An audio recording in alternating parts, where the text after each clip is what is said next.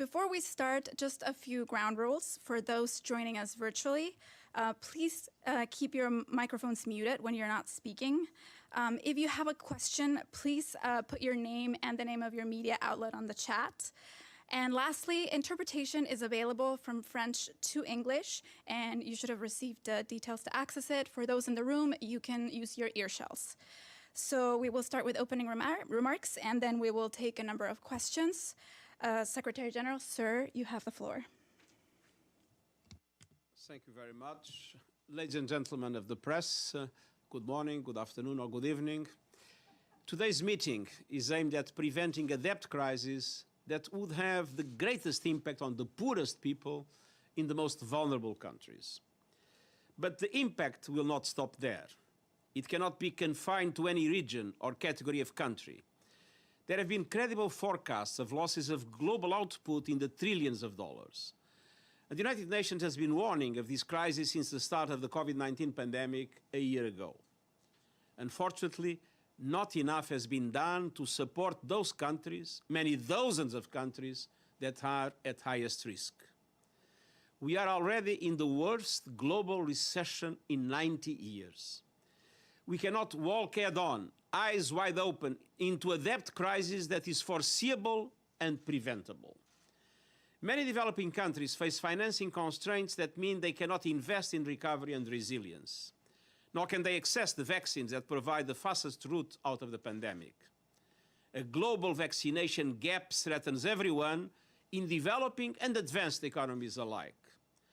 Developing countries urgently need access to additional liquidity to respond to the pandemic and to invest in a sustainable and inclusive recovery. And today we are united in calling for urgent, bold and decisive action. And I commend the strong leadership of Prime Ministers of Canada and Jamaica, who have been vital partners in this process. The old rules simply do not apply. We need to change the rules, putting people and livelihoods at the center of the decisions. I'm encouraged by the growing consensus around the need for increased liquidity through the issuing of special drawing rights by the International Monetary Fund, 1 year after we first called for this. And I renew my call for the voluntary reallocation of unutilized SDRs to support vulnerable developing countries, including middle-income ones. And we also need to see far bolder steps on the three-phase approach to debt that we have advocated from the start. First, a moratorium on debt payments. Second, targeted debt relief. And third, reforms of the international debt architecture. Fresh financing by international financial institutions, the G20's Debt Service Suspension Initiative, and the Common Framework for Debt Treatments are welcome steps. But we must go further and faster. The DSSI must be extended into 2022 and made available to all highly indebted countries, including also vulnerable middle-income countries that might request it. The Common Framework must be complemented with initiatives and instruments so that participating countries are not penalized with downgrades to their credit ratings. Additional targeted debt relief will be needed.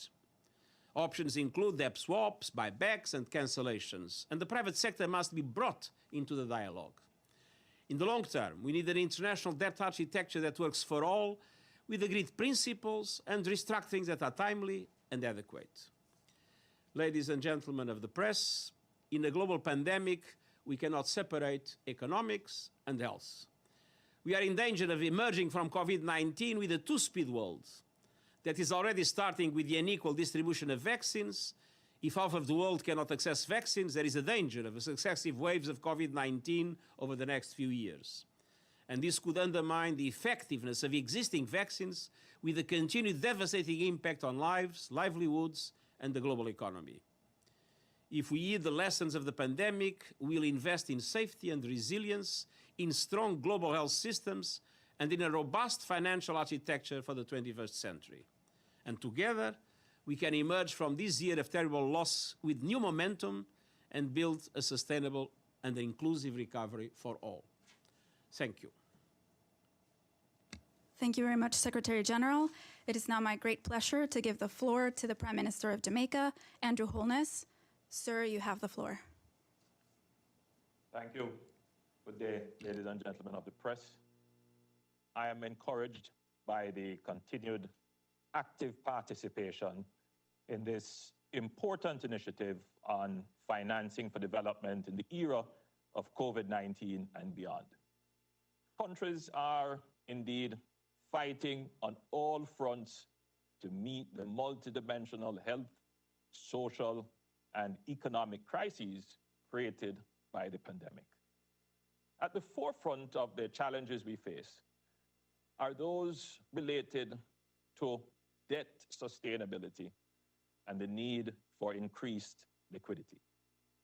The elevated debt risk that confront developing countries, particularly those that were already grappling with high debt burdens, require urgent action by the international community. We therefore welcome the efforts made by the G20 to establish the Debt Service Suspension Initiative, the DSSI, which has been extended through June 2021. However, we urge that it be further extended to at least the end of this year and ideally to the end of 2022. While recognizing that many low-income countries are at high risk of debt distress, there are several middle-income countries that are also at risk. Whether they too will fall into distress depends on the depth and duration of the impact of the pandemic. Small island developing states, which are heavily reliant on tourism and remittances, are particularly vulnerable. We therefore call for an expansion of the DSSI to include vulnerable middle-income countries that request debt forbearance. Private creditors play a much more prominent role today in relation to sovereign debt issued by developing countries. We must, therefore, engage them and the credit rating agencies within the context of our deliberations on debt sustainability if we are to get more countries to participate. There are significant signs of progress on the liquidity front, and I'm pleased to note the support being shown to our call for the IMF to issue a new allocation of SDRs, as was done in the 2009 global financial crisis. At the systemic level, we continue to see the need for the establishment of a sovereign debt resolution mechanism. This will provide a framework within which sovereign debtors and their various creditors can collectively negotiate restructuring agreements in an orderly fashion, subject to agreed rules and procedures. Such a mechanism should include features that effectively address the long-standing problem of holdout creditors. Lastly, I emphasize the important role that can be played by innovative financial instruments such as debt buybacks and debt swaps, state contingent debt instruments, and specialized liquidity funds such as those proposed by Costa Rica and ECLAC. With that said, I look forward to your questions. Thank you very much, Prime Minister. I now give the floor to the Prime Minister of Canada, Justin Trudeau. Sir, please. Hello. Thank you. Hello, everyone. Bonjour à tous. Comme le secrétaire général Guterres et le Premier ministre Holness l'ont dit, nous tenons aujourd'hui une autre réunion conjointe sur le financement du développement. Je tiens à remercier le secrétaire général du soutien qu'il a offert pour ces réunions et le Premier ministre pour son partenariat dans le cadre de cette initiative depuis le mois de mai dernier. In the last year, our world has faced a pandemic, a global economic crisis, and the continued crisis of climate change. It goes without saying that these are very serious challenges on a very significant scale. Take the global economic front alone. Several countries have already defaulted.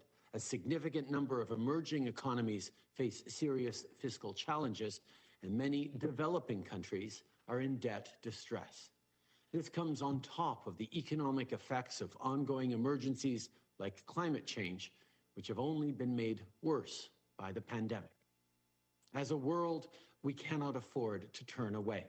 Instead, we must learn from this crisis and together set ourselves on a better path. L'année passée, Le Canada a tenu des réunions de haut niveau avec le Premier ministre Holness et le secrétaire général Guterres pour définir notre réponse mondiale. Aujourd'hui, on continue cet effort. Notre réunion porte sur 4 grands thèmes: améliorer les liquidités mondiales, prolonger l'allègement de la dette et en élargir la portée, réaliser de plus vastes réformes à l'égard de l'allègement de la dette et se pencher sur l'admissibilité à l'aide internationale. Nos conversations aujourd'hui orienteront aussi les importantes discussions qu'on aura prochainement aux réunions du printemps du FMI et de la Banque mondiale et au sein du G20 et du G7.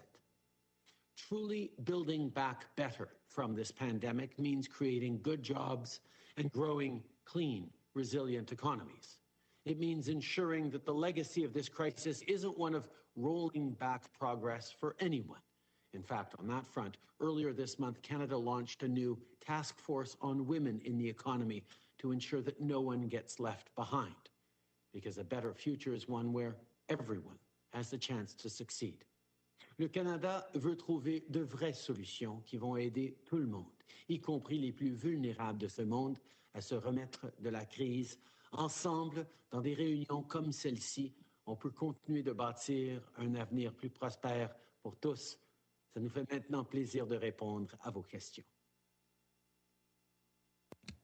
Okay, we will now turn to questions. A reminder to please try to stay on topic. And the first question will go to Edie Lederer from the Associated Press. Edie.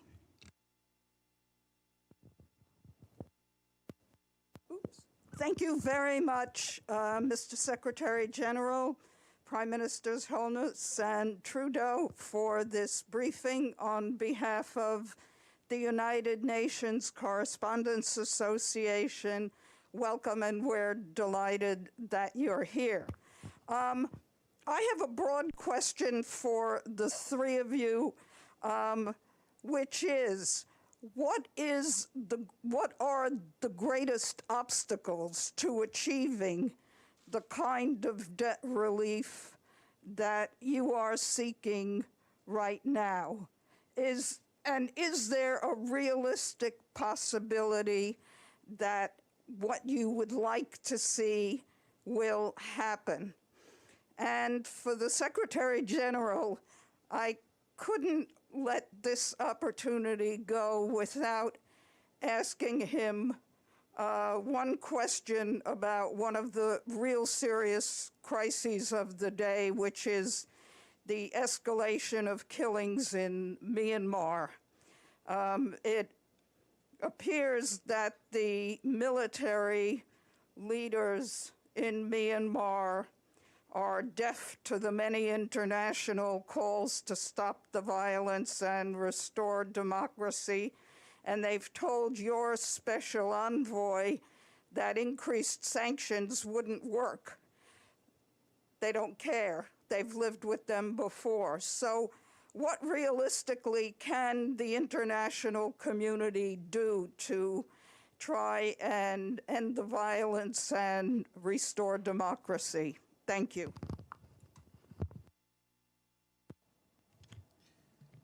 Well, thank you very much. I would start with this last point, and then we would go to the main question. I mean, what has happened in the National Day of the Armed Forces was absolutely horrendous. And I had the occasion to vigorously condemn it and to say that it is absolutely unacceptable to see violence against people at such high levels, so many people killed, and such a stubborn refusal to accept the need to liberate all political prisoners and to make the country go back to a serious democratic transition. The past system was not perfect, we know, but there's no comparison with the present situation. I mean, we need more unity in the international community, with more commitment in the international community to put pressure in order to make sure that the situation is reversed. I'm very worried.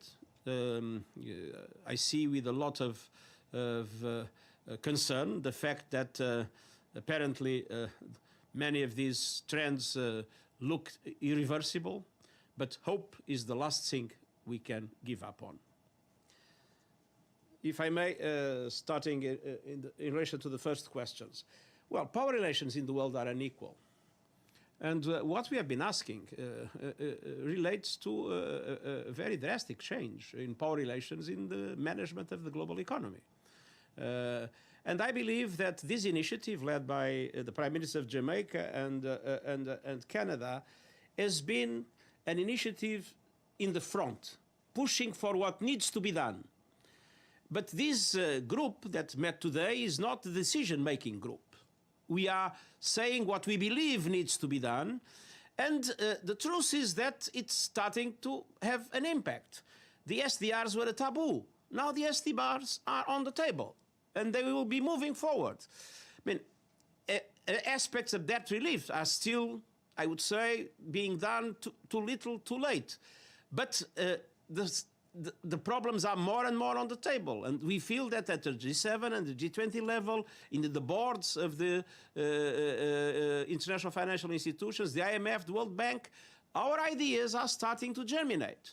So I believe our role is to go on telling the world what needs to be done and hoping that progressively those that have decision-making capacity, and the presence of Canada in this group is very important, as Canada is simultaneously a member of the G7 and the G20, and the leadership of Prime Minister Trudeau has been fantastic in this regard.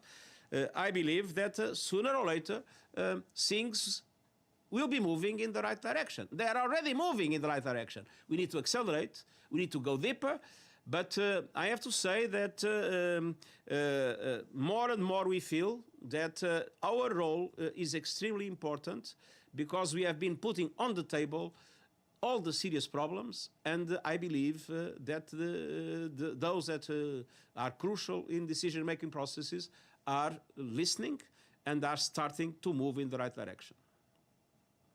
Okay, I will go to Prime Minister Andrew Holness if he wants to add anything, and then to Prime Minister Trudeau.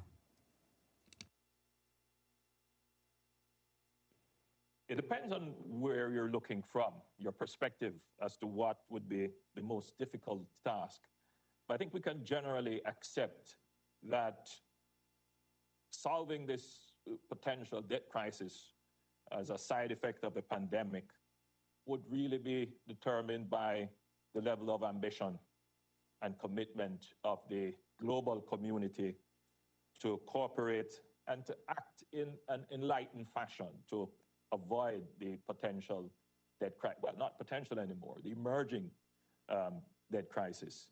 So from a developing country point of view, a middle-income country point of view, where private commercial debt is playing a much greater role in our sovereign debt obligations, a major hurdle would be to find ways of incorporating the private sector in this global initiative. Thank you. Prime Minister Trudeau? Thank you. I think it is human nature that in a time of crisis, people want to sort of hunker down and hope the storm blows over. We're not well adapted to global crises. Decades of lack of sufficient action on climate change shows how difficult it is to coordinate and work together to do meaningful, significant shifts when a crisis seems so large and in some cases so far away. So there continues to be this instinct, even around this pandemic, which is undoubtedly a global crisis, a global problem, that people are hunkered down and trying to solve it locally without really understanding that until we solve it globally, there won't be a solving of it locally, not for real. So the meetings that we've had, the leadership that António and Andrew have demonstrated in this initiative, are all about setting the table and putting forward the right conversations so that we're developing the necessary tools to ensure that we get through this, not just as a health crisis, but as an economic crisis as well, all together. And as the conversations continue in the international financial institutions, in places like the G7, the G20, the G7 finance ministers just met a few weeks ago and had some strong forward movement towards this as well. We are seeing things come together, and we will be ready with solutions as the attention of the world says, oh, we've really got to deal with this. Well, that's what we've been working on over the past year with a wide range of very strong voices. Thank you. We are now going to Catherine Levesque from the Canadian, La Presse Canadienne. Please. Oui, bonjour tout le monde. Catherine Levesque de la Presse canadienne. Mes questions seront pour vous, Monsieur Trudeau. Tout d'abord, là, je me permets de vous faire réagir sur la Chine. J'aimerais savoir si le temps, on a vu là, en fait, ces sanctions contre les parlementaires dans les derniers jours. On a vu vos efforts avec les alliés. Je me demande si le temps n'est pas venu de sortir l'artillerie lourde et d'imposer soit des sanctions économiques ou carrément d'interdire des fournisseurs comme par exemple la région du Xinjiang qui ont aussi font appel à de l'esclavage, à des esclaves pour faire leurs produits. Donc, j'aimerais vous entendre là-dessus si vous pouviez répéter en anglais également. Merci. Évidemment, nous prenons très au sérieux la situation de la défense des droits humains à travers le monde, y compris particulièrement ces jours-ci en Chine. Nous avions pris action, pas seulement seuls, mais de concert avec nos alliés. Et je pense qu'on reconnaît tous que c'est ce travail multilatéral rassemblant des pays divers qui reconnaissent ensemble les défis auxquels on fait face. C'est la façon d'avancer. Donc, on a pris des mesures de sanctions. On a pris des mesures pour protéger, pour aider nos compagnies à ne pas se faire impliquer dans l'exploitation qui se passe à Xinjiang. Puis, on va continuer de travailler en parallèle et en partenariat avec des alliés de partout dans le monde. We have always been very, very strong in our defense of human rights and our highlighting our concerns for what's going on in Xinjiang. We have acted in a way that has giving extra support and ability for Canadian companies to ensure that they are not being involved in questionable supply chains from Xinjiang. But we're also, more importantly, working with our allies around the world to move forward on sanctions and on concerted, collaborated, coordinated approaches to really make the point that our concerns about what's going on there are significant and need to be responded to by the Chinese government. Juste une question de suivi rapide sur un tout autre sujet. Il y a maintenant le Québec, en fait, qui dit qu'il est en troisième vague. Je voulais savoir, en fait, à votre avis, est-ce que le Canada est en troisième vague de COVID-19 actuellement? Et est-ce que ça va se refléter dans le budget fédéral à venir? Merci.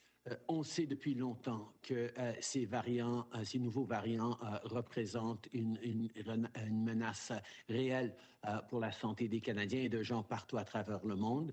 On est en train, évidemment, d'espérer que la vaccination continuera de procéder de plus en plus rapidement pour nous protéger contre une troisième vague. Mais en même temps, on doit constater que ces nouveaux variants sont un peu partout au Canada et à travers le monde et nous devons de réagir. Par rapport à la nomenclature ou l'identification, je vais laisser ça à nos experts en santé publique. Tout ce que je sais, c'est qu'on n'est pas sorti du bois encore. Il va falloir qu'on continue d'être vigilants et de faire attention. Okay, merci. Now we'll try to go to a Jamaican reporter, Henry Balford, please.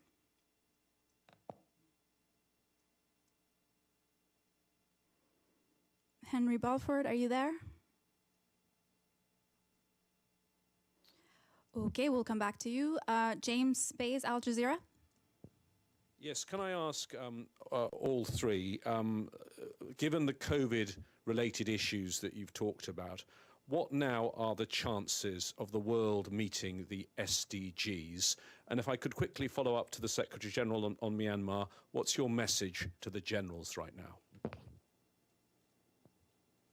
I would suggest that now we reverse the order. I spoke first in the last question. I think now it could be, if Prime Minister Trudeau was the last, he should now probably be the first, and then Yes, sir. Prime Minister Holness, and then I will in the end. I mean, we need to have some democracy here. Some democracy here. Okay. Okay. Mr. Trudeau, please. Thank you very much. I think, first of all, this crisis has shown us just how important it is to keep moving and indeed to accelerate on our adoption of the SDGs.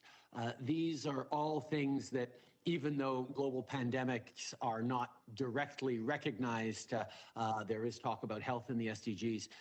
The challenges that this pandemic has highlighted, whether it's the impact on women and girls, the increased impact on the marginalized, the various health outcomes, particularly in the most vulnerable countries, the challenges of economic growth and opportunity. What we are seeing right now is a need for us to work together more and better than ever before. And that is what the SDGs are all about. And I think we will need to be accelerating our approach to meet the SDGs in time. I think the urgency is greater than ever before. And I believe that our capacity to achieve that, demonstrated by our capacity to respond, so many of us strongly to this pandemic, means that we're going to be able to do it if we set our minds to it. And I think the world is determined to learn from this terrible crisis on how to move forward in a better way for everyone.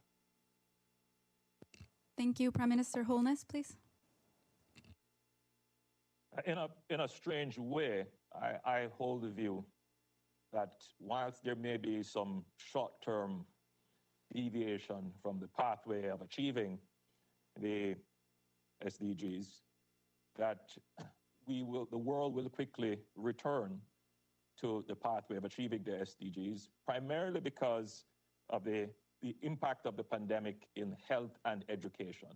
And almost all developing countries will recognize that the recovery will depend on increasing their social spending on health and education, and to a significant degree as well for the development of broadband and digitization in their societies, which is why we're here discussing how can we finance this. Are we going to finance this through rising debt in how we've previously done it before in previous crises? Or are we going to take a more enlightened approach as the world in ensuring that there is even recovery, fair recovery, right across the globe? So I'm optimistic based upon what I'm seeing and hearing in the international community. As the Secretary General said, this action, this initiative, our voices are being heard, and I'm expecting that we will see in the near future ambitious actions towards ensuring that the financing of the recovery and the emerging debt as a result will be managed in a far more sustainable way.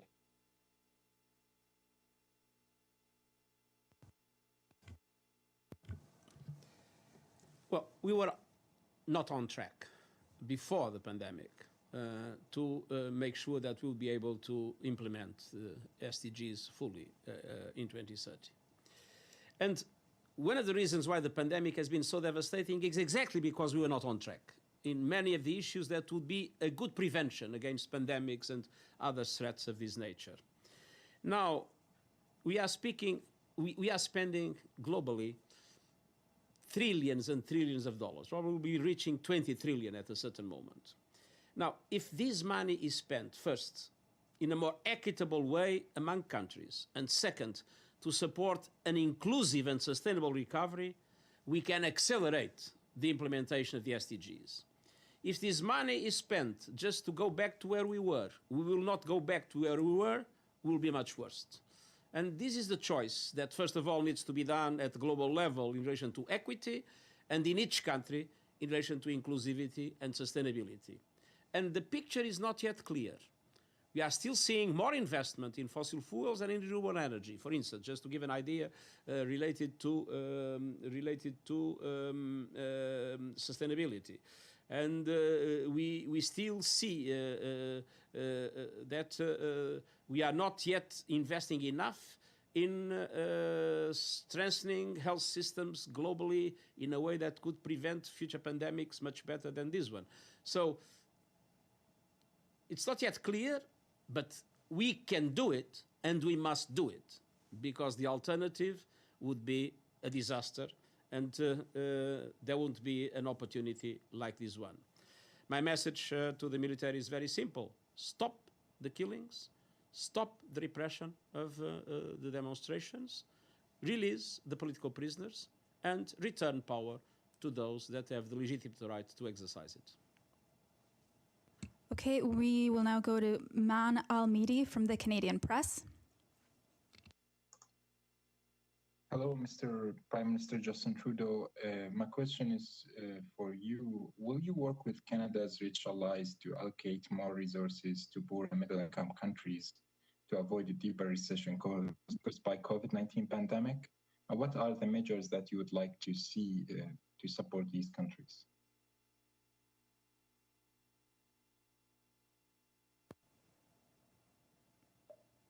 Yes, not only will we do that, that's exactly what we're here to do today.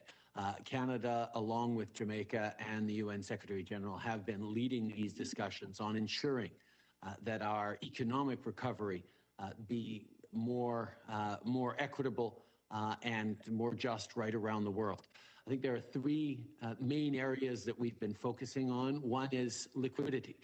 Countries need access to cash so that they can support their citizens and get through, and their small businesses, and get through this crisis. We've seen countries like Canada be able to, because we came into it with a very strong fiscal position, able to do a tremendous amount of things to support citizens so that our economy comes roaring back as quickly as possible. Not every country is able to do that, and it is part of our own domestic self-interest to see countries around the world succeed through this so that we can all get back to the global economy as best as we possibly can in a positive way. The second element is debt. We know countries are faced with crippling debt levels that we can all work together, but we need to establish a common framework to make sure that all lending countries are part of the solution, and as well private interests as well. And then we also need to look at access and eligibility to debt. As Prime Minister Holness has pointed out a number of times, there are middle-income countries that are not amongst the poorest in the world, but that are extremely vulnerable either to this pandemic because of their reliance on tourism, for example, or in generally to the crisis of climate change. They have higher levels of vulnerability, and we need to ensure that the international financial institutions are ready to support them as we move forward. And that's very much what the conversations that Canada is happy to be a co-leader on through this process. Thank you, Mr. Trudeau. Just a quick follow-up. China has just announced it's invited the UN Human Rights Council to visit Xinjiang. Does Canada want to participate in this? I think this is excellent news. It's something Canada has been calling for a long while now, but I will defer to the Secretary General, who has been leading the process, as we've seen recently, in getting independent observers into Xinjiang. As I had the occasion to say yesterday to the Canadian broadcasting system, we are seriously engaging the Chinese government in order to be able to have the mission of the Human Rights High Commissioner, and to make sure that that mission has no unacceptable limitations. So I hope that this negotiation will be concluded positively. Thank you. I'm afraid we only have time for one last question, and we'll go to Iftikhar Ali of APP of Pakistan, please. Thank you. Although my question has been asked, but I will ask the Secretary General, who has used very strong words like decisive action to stave off the debt crisis. Sir, may I ask you what decisive action you are looking forward to stave off debt crisis of the developing countries? Well, what we have been discussing today are a number of very concrete things. First, in relation to the debt suspension initiative, to make sure that it is extended to 2022 and to make sure that its scope is enlarged to include those vulnerable middle-income countries. We just saw the dramatic situation of the small island development states, but there are other situations of vulnerable middle-income countries that also need to be addressed. The same kind of consideration in relation to the so-called framework for debt that is now being put in place, and the need to make it operational. Only 3 countries until now have applied. There is an important conversation that needs to engage the private sector, the credit rating agencies, all in order for them to come together and to allow for these operations to be successful. And at the same time, I think we need to recognize that beyond the debt relief that is necessary at the present moment, there must be a serious discussion on debt architecture and recognition that there are many gaps and many structural problems that need to be addressed, and that we need to bring all actors together to make sure that we move into a sustainable debt architecture in the future. Monsieur le secrétaire général, j'aimerais bien vous poser une question sur l'Afrique. Est-ce que vous pensez que l'impact du Covid aura vraiment, comment dire, ce sera dramatique pour l'économie africaine? Mais c'est évident, l'Afrique est le continent, en tant que continent, le continent le plus vulnérable. C'est en Afrique qu'on voit enfin, la combinaison terrible de l'impact du Covid avec les questions sérieuses de développement, avec les problèmes de sécurité, les conflits qui continuent et avec l'impact du changement climatique. Alors la vulnérabilité de l'Afrique devrait mobiliser toute la communauté internationale pour un appui massif au continent africain pour qu'il puisse se redresser face au Covid-19. Thank you, and I'll just ask if the Prime Minister Holness or Prime Minister Trudeau want to add anything else before we wrap up, please. I believe that the world has the capacity to avoid this potential debt crisis if we act with ambition and urgency. The idea of staving off the debt crisis, yes, it's about providing liquidity and a structure within which debt can be managed. However, it also relies heavily on changing the investment flows to positively impact the economies of developing countries. And that has to be a very serious conversation and consideration. Greater investment is also a part of the success equation. Secretary General, can I ask? Sorry. The international financial institutions are having their spring meetings in the coming weeks. The G7 is going to be meeting, the G7, the G20 is working together. We need all eyes to go not just to the vaccination challenges around the world, but also to the economic challenges around the world. We know that getting vaccines to everyone as quickly as possible is going to get us through this pandemic, but through to what? We need to make sure at the same time as we are focused on the health, we are also focused on the health of the global economy, and that means taking real action by leading countries around the world to recognize that it is not just in the global interest, but in their own interest to ensure a more equitable global recovery. We have the capacity to do it. We just need to develop the will to do it, and that's what we're working on all together. Okay, thank you very much. That's all the time we have. Thank you to everyone.